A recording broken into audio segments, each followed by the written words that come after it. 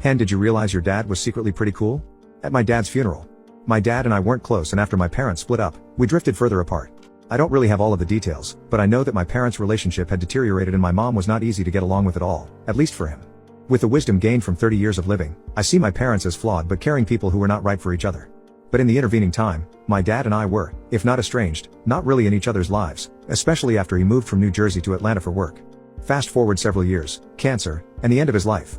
I was there when he passed, and delivered the eulogy at the funeral. The place was packed. My dad managed a very successful body shop and tons of his current and former employees came out. Suppliers, customers, the works. It was abundantly clear that he had touched a lot of people with his good humor and mentorship. I talked to a few people who told me that he had taken a chance and hired them at their first job and that he'd been great to work for. There were probably 200 people there. It was kind of crazy.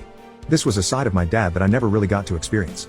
He wasn't great with me as a kid, and by the time I was old enough to have really benefited from his strengths, he was mostly out of my life. I have very few